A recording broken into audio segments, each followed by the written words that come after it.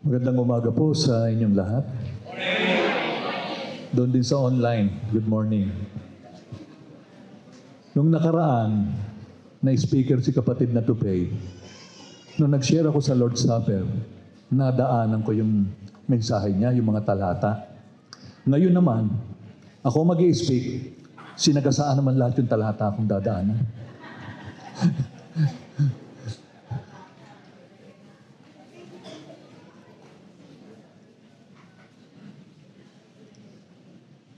Purihin ang Panginoon, nakasama natin yung isang, actually, ni-refer lang siya sa akin ng isang kaklasiko nung elementary. Ni-refer lang sa akin si kapatid na Vino na naghahanap ng madadaluhan. At siya'y taga-Kalawaan. Sila kapatid na Teddy, no? Taga roon to si Vino. Magkwentuhan na lang kayo sa susunod.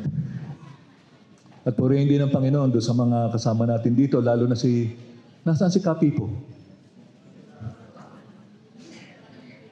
Gininaw. Kawawa naman si Kapipo. Pero praise God, alam niyo, nandun yung desire niya. Kaya talagang yung biyaya ng Panginoon sa kanyang buhay, talagang kahit sa edad niyang yun, na hirap na, binabawalan na ng pamilya, ay talagang sasamba. Alam niyo, yan ang kagandahan na kapag nasumpungan mo talaga yung kamanghamangang biyaya ng Panginoon. Yan yung kamanghamangang pag-asa din na meron tayo. At yan po ang ating pag-uusapan ngayon sa umagang ito, yung amazing hope. No? Kanina, ito yung mga talatang dinaanan ng kapatid. Purihin nawa ang Diyos at Ama ng ating Panginoong Jesucristo na ayon sa kanyang malaking awa ay pinanganak na muli tayo sa isang buhay na pag-asa sa pamamagitan ng pagkabuhay na maguli ni Jesucristo sa mga patay, sa isang manang di nasisira at walang dungis at hindi kumukupas na inilaan sa langit para sa inyo. Na sa kapangyarihan ng Diyos ay iniingatan sa pamamagitan ng pananampalataya sa ikaliligtas na handa upang ihayag sa huling panahon. Na ito ang inyong totoong ikinagagalak bagamat ngayon sa sandaling panahon kung kailangan ay pinalumbay kayo sa mulit-muling pagsubok. Alam niyo sa panahon ngayon, maraming tao ang punong-puno ng pag-asam at yung tinatawag na wishful thinking. Nasabi nila, sana swertihin ako, sana bukas okay na yung deal ko, sana gumaling na ako, sana magka-girlfriend na ako, sana tumama ako sa loto.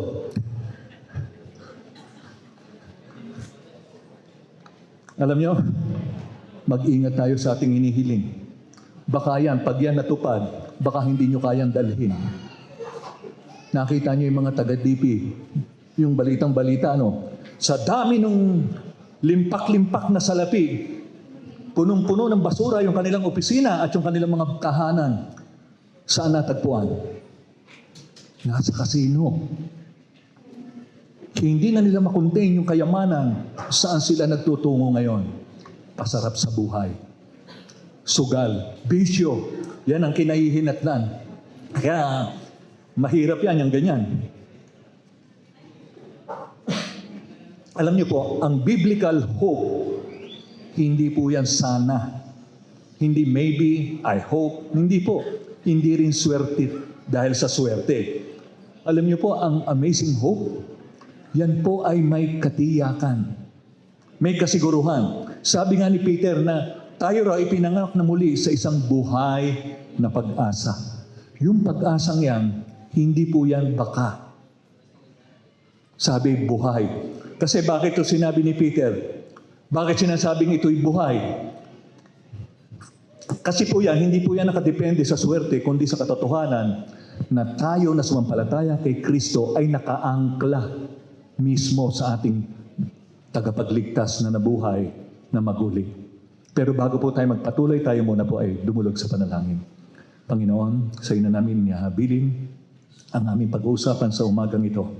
Gabayan mo po ang aming mga puso, aming kaisipan, at higit sa lahat, ikaw ang maluwalhati sa aming kalagitnaan. Dalangin namin ito sa matamis na pangalan ng aming Panginoong Hesus. Amen. Alam niyo po, ang hope na ibinibigay ng sanlibutan, kadalasan ay nakasentro sa mga bagay na nakikita, nahahawakan, yung mga tangible at sa mga pansamantala. Bagamat may halaga ang mga ito sa ating buhay, itong mga bagay na ito, itong mga nakikita na yan, mahalaga yan sa pang-araw na buhay. Pero ang katangian ng pag-asang ito ay nakadepende po yan sa sitwasyon. Pag magaang ang takbo, ang agos ng buhay, wow! Praise God, hallelujah! Pero pag may karamdaman, iba na. Pag maganda ang takbo ng negosyo o ng trabaho, fine. Kaya nga, bagamat mahalaga ang mga ito, may limitasyon ang lahat ng ito. May hangganan.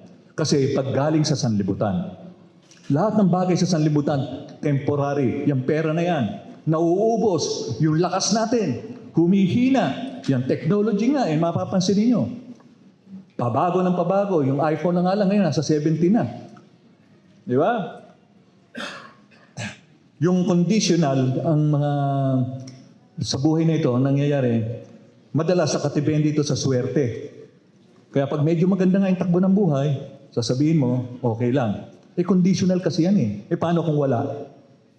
Di ba? Yan ba yung pag-asa na inaasahan natin? At sa isa pa, walang katiyakan. Ang mga plano ng tao, tandaan ninyo, yung mga plano na yan. Isang ganun lang yan. Only one crisis or disaster changes lahat yan, babago lahat yan. Kaya nga dito, ang mundo, yan, the world can make life easier. Pwedeng bigyan ka ng kagaangan sa buhay. But our hope in Christ gives you a kind of inner peace. Ito yung sinishare kanina ng kapatid. Inward peace. Yung kapayapaan na panloob. Na ano man ang mangyari, hindi ito naglalaho. Yung pag-asa ng sanlibutan. Wala yan, sandali lang yan. Magbabagsak at babagsak yan. Ngayon, ang tanong, saan ba nagmumula yung ating hope? No? The source of our hope is God's mercy. Ang pinanggagalingan ng ating pag-asa ay hindi ang ating performance o yung ating kabutihan. Sabi nga sa verse 3, di ba, ayon sa kanyang malaking awa, ay ipinanganak na muli tayo sa isang buhay na pag-asa. Dahil sa kanyang malaking awa, nagkaroon daw tayo ng isang buhay na pag-asa. Pero ang tanong, bakit tinatawag na buhay na pag-asa itong ipinagkakaloob na ito ng Panginoon? Kasi alam nyo, lahat tayo patay ang ating hope. Kaya nga sinasabi ni Apostol Pablo sa Ephesians 2, di ba? No hope, no God. Tayong mga hentil na hindi Hudyo, lahat tayo, no hope. At wala tayong tunay na Diyos. Mapalad tayo. Ni-reject ng Israel ang Panginoong Hesus. Kaya bumaling sa atin yung biyayang ito ng kaligtasan. Mapalad tayo. Kaya tignan nyo, palibasa tayo, no hope, no God. Ano ang focus ng ating kaisipan? Puro mga bagay na sanlibutan. Number 1 dyan, pera, pera, pera. Walang katapusan, nakapay pera. Di ba? Pasarap sa buhay. Puro naiisip natin, puro bagay na sanlibutan kung ano yung makakapagbigay sa atin ng self-indulgence na sinatawag. Hindi natin nakikita ang tunay na pangangailangan natin. Kaya minsan nabubulagan na lang tayo. Hopeless tayong lahat. Bakit? Dahil tayong lahat ay napahiwalay sa Diyos. Yang kasalanan na yan, na ipinanganak tayo sa ilalim ng kasalanan, yan ang naghiwalay sa atin sa Diyos. Lahat tayo putol ang kaugnayan sa Diyos. At ang masama, yung kasalanan na yan, nasa ilalim ng sumpa. Kaya pag ikaw'y namatay ka, nang hindi mo nakilala si Kristo, bakit tutuloy ka sa parusa sa impyerno? Haharap ka sa hukuman at pag hinatulang ka na doon, wala ka ng kawala. Bakit? Guilty ka eh. Kaya yung kasalanan na yan, kailangan ma-resolve yan habang ikaw ay nabubuhay. Hindi mo yan mariresolve pag ikaw ay patay na. Kaya yung kailangan ngayon pa lang, buhay ka pa, humihinga ka pa, may lakas ka pa, may pangunawa ka pa. Ngayon pa lang, tiyakin mo na yung sarili mo. Nasa akin na ba yung kaligtasan ito? Kahapon may kausap ako doon sa amin habang gumagawa doon sa linya ng tubig namin. Nung sabi ko, dito ka na kumain sa amin. Di habang kami kumakain, tinanong ko siya. Sabi ko, Katoliko ka ba? Ay, hindi.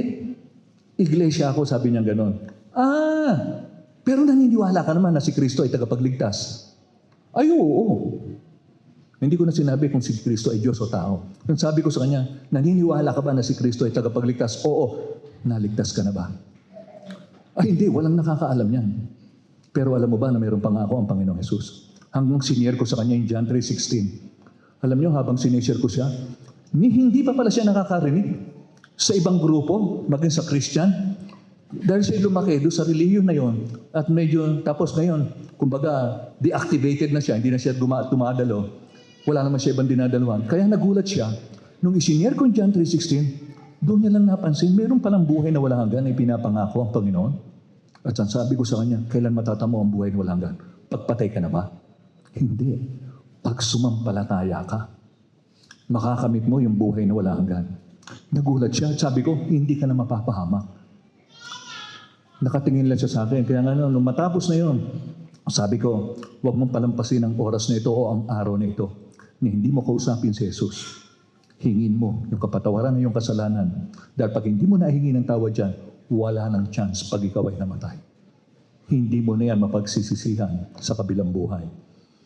Kaya nga dito, nakikita natin na lahat tayo ay mapapahamak tungo sa kaparusahan. Pero, dahil sa laki ng habag ng Panginoon, nung ito'y ating tanggapin at siya kausapin natin, binigyan niya tayo ng bagong kapanganakan. Ano sabi doon sa verse?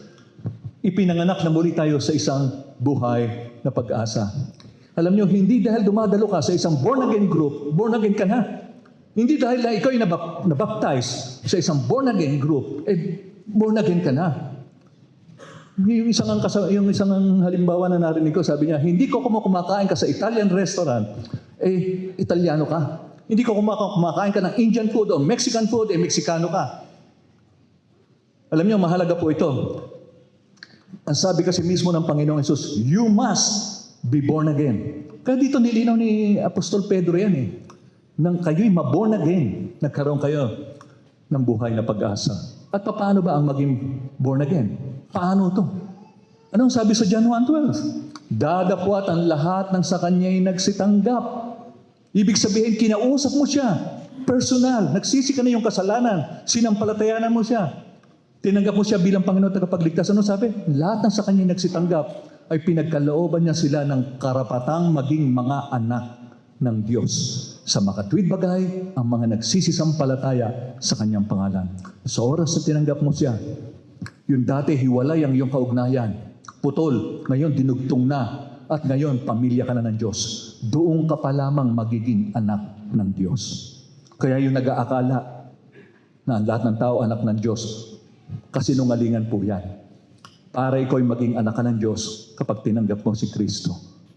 Malinaw po yan, John 1:12. Hindi ko na lang nailagay. Binigyan tayo ng second chance, hindi dahil deserve natin. Kaaway nga tayo ng Diyos di ba? Kundi dahil mahabagi ng Diyos. Kaya ako naniniwala ako, hindi aksidente yung pagkakatagpo ko dito kay Bino. Talagang napakamahabagi ng Diyos. Lahat ng tao, maging sa mga Bible study niyan, na kailan lang, ilan yung mga bago na contact nito si kapatid na dito sa pinagbuhatan. Aksidente ba yon? Namamit namin yung mga bagong contact na yon? Alam niyo talaga ang Panginoon Diyos, mapagpahinuhod. Biri mo sa katandaan ng edad ng iba, hindi pa kinukuha. Bakit? Kasi gusto niya ng Panginoon, makarinig muna itong taong ito. Makapagdesisyon. Malaman yung katotohanan, mga sisi at mga ligtas. Alam niyo kung titingnan niyo, si Pedro, ilang failures, na sumulat nito dito itong first Peter na ito, si Pedro. Ilang beses niyang dininay si Kristo? 3 times. Di ba? Akala niya, tapos na yung karir niya nung idinay niya ang Panginoon. Biri mo, tinabla niya. Pero pagkatapos ng mga yon, ano nangyari? Nirestore siya ng Panginoon. Di ba? Parang isang estudyante na kahit pagsak ka na sa exam mo, binigyan ka ng retake ng yung teacher, kahit hindi ka nag-aral na mabuti, pinag-take ka. So, ikaw naman, tuwan-tuwa. Ano ang tawag doon? That is mercy. Alam niyo, parang isang Kristo, di ba? Ang hope natin ay nagsisimula sa grades ni Jesus. Hindi sa sarili nating effort. Kaya kung feeling mo, failure ka o hopeless dahil sa mga maling desisyon, tandaan mo, ang kamanghamangang pag-asa na meron tayo ay hindi nakabase sa galing mo, kundi sa habag ng Diyos. Naliligtas lamang ang isang tao dahil sa habag ng Diyos. Nakakabangon tayo palagi dahil sa habag ng Diyos. Pangalawa, the security of our hope is the resurrection. Sa pamamagitan ng pagkabuhay na maguli ni Jesucristo sa mga patay. Ang pagsaasa po natin ay nakabatay sa pamamagitan ng pagkabuhay na maguli ng ating Panginoong Hesus. Dahil kung si Kristo ay hindi nabuhay na maguli, alam nyo, wala tayong rito lahat. Itong pagsasama-sama natin ito, walang kabuluhan lahat ito. Yung faith ninyo, paglilingkod nyo, walang kabuluhan lahat yan. Kung hindi nabuhay na maguli ang Panginoon. Ano nga sabi nung rich fool, yung haling na mayaman? Ano sabi niya? Let's drink, eat, and be merry. Yan ang pananaw ng mga taong walang kaugnayan sa Diyos. Magpakasaya, kumain, magsaya, ganyan lang. Pero hindi po tayo. Dahil ang ating Panginoong Hesus ay nabuhay na maguli. At ang katibayan, mga kapatid, yung empty tomb, yung libingang walang laman. Nang mamatay si Jesus, ang mga disciples ay nawalan ng pag-asa. Pero nang nabuhay siyang maguli, doon nila napagtanto ang katotohanan na pati ang kamatayan ay walang kapangyarihan sa Kanya. At si Pablo, nilinaw din niya, sabi nga niya, saan naroon o kamatayan ang iyong pagtatagumpay? Saan naroon ang kamatayan ng iyong tibo? Parang dinider ni Paul. Ha? Yung kamatayan, saan mo? Nasaan na yung pagtatagumpay? Pero siya rin na sumagot, ang tibo ng kamatayan ay ang kasalanan. Nasaan na ba yung kasalanan? Di ba yan yung binayaran ni Kristo sa krus? Yan yung pinagtagumpayan ni Kristo sa krus. Kaya siya namatay, inilibing dahil sa kasalanan ko at kasalanan natin lahat. At ang kapangyarihan ng kasalanan ay ang kautusan. Wala tayong magawa. Dahil yung kautusan, lagi tayong sinusurot. Ikaw, lahat tayo. Ikaw makasalanan ka. At yan ay totoo. Dahil yung kasalanan niyan, nag-ahari sa ating buhay. Di ba? Pero sabi ni Pablo, dadapot salamat sa Diyos na nagbibigay sa atin ng pagtatagumpay sa pamamagitan ng ating Panginoong Jesucristo. Yung nangyari sa Panginoong Hesus, yung pagkabuhay niya maguli, nagtagumpay na siya. At tayo man, nang sampalatayanan natin si Kristo, kasama tayo sa overcomer. Naging victorious din tayo. Bakit? Kasi nung tayo sumampalataya, lahat ng kasalanan mo, ipinatawad na. Kaya nga sa harapan ng Diyos, bakit ang tawag sa mga mananampalataya, mga banal? Napansin niyo ba yung sulat ng mga alagad? Sa New Testament, anong laging laman ng introduction sa mga banal na nasa Efeso, nasa Corinto, nasa Roma? Lahat. Anong tawag? Mga banal. Yung ba yung mga patay na? Mga buhay po yun. Yung sinusulatan na yun ng mga banal. At ang sabi ni Pablo, sila'y mga pinawalang sala na. Pinabanal na. At ang maganda pa nito, tinirhan pa ng banal na Espiritu. Dahil ang Holy Spirit, tandaan ninyo, hindi yan titira sa iyo. Kung ikaw ay nasa ilalim ka ng kasalanan pa, kung yan ay hindi pa naipapatawad ni Kristo. Kung hindi pa natatamo ang buhay na walang hanggan, hindi titira sa iyo ang Holy Spirit. Pero kung ikaw ay tunay kayong sumampalataya, nasa inyo na yan. Kaya purihin ng Panginoon. Dahil si Kristo ay nabuhay na maguli, ang ating mana ay hindi nabubulok. Sabi nga dito, isang manang di nasisira at walang dungis at hindi kumukupas na inilaan sa langit para sa inyo. Let's say meron kayong life insurance. Sino ba dito yung merong life insurance? Alam niyo, yung life insurance na yan, kapag yan ay fully paid na, hindi na pwedeng mawala yan kahit mag-collapse pa ang economy. Hindi yan affected ng inflation. Kahit sabihin pa natin tumaas ang presyo ng mga bilihin, bumaba ang halaga ng piso, at kahit ano pang crisis ang mangyari sa buong mundo, hindi po niyan maaapektuhan. Ano man ang mangyari sa buong mundong ito, ang ating hope ay secured na secured. Ang ating future, secured na secured. At ang ating mana sa langit, secured na secured. Siguradong sigurado. Bakit nga ang sabi ni Paul sa Philippians 3:20, ang ating pagkamamamayan ay nasa langit. Nilinaw niya. Buhay pa yung mga tao yan. Ano sabi? Tagalangit na. Kayo ba tagalangit na? Amen po ba? Praise God. Kaya nga po alam niyo bakit ko nasasabi ring secured na secured? Kasi mismong sa Hebrews 6:19, sabi po riyan We have this hope as an anchor for the soul, firm and secure. It enters the inner sanctuary behind the curtain. Biruin mo, yung palang ating pag-asa na yan, kapag nasa iyo na, para palang angkla yan, nakaangkla sa ating, yung nakaangkla sa ating kaluluwa. At bakit nangyari yan? Bakit naging ganon? Dahil sa pagkabuhay na maguli ni Jesucristo sa mga patay. Kaya tayo makakaasa rin pagdating ng panahon. And lastly, the strength of our hope is God's protection. Sa verse 5, sinira na naman ang kapatid kanina, na sa kapangyarihan ng Diyos ay iniingatan sa pamamagitan ng pananampalataya. Sa English, ang ginamit na pag-iingat dyan na iniingatan, ang ginamit kept. Sa ibang salin, protected, o kaya shield, no? O kaya guarded. Matindi yung ginamit na talagang malino na malino. Bakit? Dahil sa kapangyarihan ng Diyos. Hindi sa kapangyarihan ng tao. Hindi sa magagawa mo.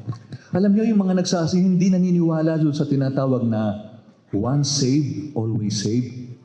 Delikado yun. Kasi kaya hindi rin totoo yung once saved, always saved. Kasi ikaw pala mag-iingat ng iyong kaligtasan. Pwede ba yun? Alam niyo, sa totoo lang, kung tayo ang mag-iingat ng kaligtasan natin, ng ating hope, tandaan ninyo, walang papasa. Lahat tayo tiyak, kung yan ang paraan, lahat tayo pupunta tayo sa impyerno. Kaya yung pag-asa natin yan, yung kaligtasan yan, hindi mo kayang pag-ingatan yan. Kasi habang nasa lamang ka, may kahinaan ka, may magagawa at magagawa kang kasalanan sa isip, sa salita, at sa gawa. Ano ang laban mo riyan? Pag sinabing kasalanan, huwag mong sabing nasa isip lang yan, mas malaki yung ginagawa. No! Pag sinabing S-I-N, hindi mo pwedeng pagbalik-balik rin yan. Pag sinabing sin, sin yan. Kahit anong aspeto pa niyan, kaya walang venial sin, walang mortal sin. At lahat ng yan, kayang ingatan ng Panginoon yan. At ang sinasabi po riyan sa pamamagitan ng pananampalataya. Di ba? At bakit nga pala sinasabing God's power ang makapag-iingat? Alam niyo, ang Panginoong Yesus, yung kinanta natin kanina, above all, He is far above every ruler. Lahat ng uri ng pamunuan, kapamahalaan, kapangyarihan, o anumang kaharian. Anumang pangalan that can be named, sabi niya, hindi lang sa panahong ito, kundi sa mga panahong pangdarating. Jesus is above every name. Above all. Kaya napakaganda na inaawit natin kanina.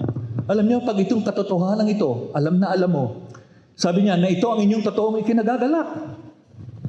Ano yung ito? Yung ito, yun yung salvation mo, yun yung living hope mo. Na ito ang inyong totoong ikinagagalak, bagamat ngayon sa sandaling panahon, kung kailangan ay pinalumbay kayo sa mulit-muling pagsubok. Alam ni Apostol Pablo kung paanong naranasan niya ang mga sufferings, tayo man, daraan din dyan. At mag-isip Paul, nilinaw niya, ipinagkaloob sa inyo alang-alang kay Kristo. Sabi niya, ng mga tiis din naman. Talagang mayroong pagtitiis. Pero ang maganda po nito, yung hope natin, inwardly, yan yung nagbibigay sa atin ng motivation. Yan ang nagbibigay sa atin ng joy. Kaya ka sumasamba. Kaya nga kanina, natuwa ako nung makita ko si Kapipo. Imagine niyo sa edad niyang yon, 88. Hinang-hina na. Pinilit umakyat. Sinamahan ng mga kapatid. Kasi alam niya, yung buhay na pag-asa na meron siya, anumang oras daw siya mamatay, lagi niya sinasabi sa akin, pupunta ako sa langit. Talagang pag ikaw nasa Panginoon ka, kahit anong hirap ang nararamdaman mo, kaya mong tiisin. Dahil yun yung motivation mo eh. Dahil alam mo yung hope mo, may kasiguruhan. Dahil alam mo, ang buhay sa mundong ito, panandalian lang, pero yung pangwalang hanggan, yun ang pinakamasarap. At ang sabi diyan, kaya tayo iniingatan ng Panginoon, sabi po ay dahil sa pamamagitan ng pananampalataya. Alam niyo yung genuine faith na inilagak niyo sa Panginoon, tinitignan po niya yan. At yung genuine faith na yan, yung sinasabi kanina ng kapatid, na inyong sinampalatayanan kahit hindi daw natin nakikita, mabigat yan. Kasi nga, ang katwiran natin tao, to say is to believe. Pero sa Panginoon, pag pinaniwalaan mo siya, pinagtiwalaan mo siya, kahit hindi mo siya nakikita, kumikilos siya sa iyong likuran. Lahat tayo rito, alam ko, Nakakaranas tayo ng iba't ibang uri ng problema. Iba't ibang uri ng kabigatan. Tulad nga kahapon, pupunta kami sa meeting. Hindi ako nakapunta. Bigla akong inubo. At ang tindi ng ubo ko kahapon. Kaya kanina, kahapon, hanggang sa gabi. Nilalagyan ako ng langis, pero pinagpare ko sa Sorry. Pero ipinagpray ko sa Panginoon, Lord, tulungan mo ako. At nagtaka nga ako, biglang-bigla. Pagising ko kaninang umaga, kinakapa ko yung sarili ko. Napakabuti mo, Panginoon. Sabi ko, talagang alam nyo, hindi mo maiiwasan eh. Talagang darating at darating sa atin yan. Pero ang maganda niyan, God will guard you through the trials. Iingatan niya tayo, ano man yung problema pagdaanan natin. God will guard you until you reach the eternal hope. Hanggang sa dumating tayo sa langit. And actually, mula umpisa nang tayo sumampalataya sa Panginoon, maging hanggang sa dulo ng ating kamatayan, ginagabayan niya tayo. Kaya, dapat ba tayong matakot sa araw ng bukas? Diba, nag-aalala tayo palagi sa tomorrow? Huwag tayong matakot. Ano man yan dumaan ng mga iba't ibang pagsubok na yan. Pwede tayong bumagsak. Tulad ni Pedro, ilang beses bumagsak. Dininay niya ang Panginoon, natakot siya sa tubig, nung pinalakad siya, lumubog siya. Bakit? Kasi tinignan niya yung bagyo. At saka isa pa, yung misunderstanding God's plan. Ilang failure ang inabot ni Peter? Pinangunahan niya. Minsan sinabi pa niya, hindi ka magagalaw ng sino man over my dead body, sabi ni Peter. Sabi ng Panginoong Yesus, lumagay ka sa likuran ko, Satanas, pagkat hindi mo lalalaman ang kalooban ng Diyos. Naranasan niya itong mga failures na ito. At alam niyo, naniniwala ko lahat tayo, nararanasan din natin ito. Yung denial na yan, minsan nagdududa tayo na kaya tayong ingatan ng Panginoon. Di ba? Pumasok ba sa buhay niyo yan? Naisip niyo ba yan? Katotohanan yan? Pero ano ang ginawa ng Panginoong Yesus? Nung dadakpin nga siya, kung tutuusin hindi siya pwedeng hulihin Sino hinahanap niyo? Si Jesus of Nazareth. Ako nga, natumba lahat. Yung mga huhuli sa Kanya. Kaya kung gugustuhin niya, kaya niya. Tayo, hindi man niya tayo kaya protektahan sa mga problema. Minsan, yung fear. Di ba? Minsan nagdududa tayo sa Kanyang mga pangako. Minsan hindi natin mapanghawakan yung mga pangako niya. Nararanasan natin yan. Minsan pinangungunahan natin siya, pero hindi natin nakikita. Siya ang master. Well, anyway, maraming nagkakaroon ng amnesia pag dumarating ang mga problema o pagsubok. Madaling makalimutan si Jesus. Pero pag nasa ginhawa, Amen, Hallelujah, praise the Lord. Pero pag nasa kahirapan, halos hindi na makasamba, hindi na makadalo. Di ba? Kung alam mong iniingatan ka ng Panginoon, kababayaan ka ba niya? No. Dahil kasi siya maggagabay sa iyo. Nagagalak tayo dahil sa kamanghamangang pag-asa natin. Ngunit dahil sa mga trials at sa mga hardships na yan, alam nyo, affected ang ating faith. Totoo yan. Naapektuhan ang ating pananampalataya. At alam nyo, yan ang dahilan kung bakit si Pedro bumagsak. Yung pananampalataya naapektuhan. Siya na dating nagduda, bandang huli, nakabangon. Ibinangon siya ng Panginoon. Lumakas ang faith at naging leader pa. At buong tapang na ipinangaral ang Ebanghelyo. At bandang huli, tiniis niya kahit ang kamatayan. Di ba ang balita nga, ipinako siya ng patiwarik. Pero alam niyo, itong isinulat na ito ni Pedro sa atin, ang dahilan upang patatagin tayo sa pag-asang ito na meron tayo. Kaya nga, living with amazing hope. Ang hope natin ay hindi lang basta feel good, yung feeling mo ang umiiral. No, hindi po yan ang kailangan natin. Hindi basta feel good lang yan. Ang pinangahawakan po natin, katotohanan. Kaya nga kailangan ng faith. Pag pinangwakan mo, kasi ang emosyon, mandaraya yan. Kaya nga sabi ni Pedro, ito ay living hope. Buhay na buhay dahil merong kasiguruhan. Blessed be the God and Father of our Lord Jesus Christ. By His great mercy, sabi niya, dahil sa kanyang malaking habag, ipinanganak na muli tayo sa isang buhay na pag-asa sa pamamagitan ng pagkabuhay na maguli ni Jesucristo sa mga patay. At yung anchor na yan, sabi niya, we have this hope, itong pag-asa na ito na meron tayo as an anchor, angkla sa ating kaluluwa. Firm and secure, matatag. You're in good hands, sabi nga nung bangko, it enters the inner sanctuary behind the curtain. Mga kapatid, ano man ang ating pagdaanan sa buhay na ito, number one, tiyakin natin muna yung bang ating pag-asa diretso sa langit. Pangalawa, sa mundong ito, daraan tayo sa mga pagsubok, sa mga kabigatan sa buhay. Pero tandaan nyo, yung mga bagyo na yan, temporary lang po yan, mga kapatid. Pero yung ating pag-asa, pang walang hanggan. Pagpalain po kayo ng Panginoon.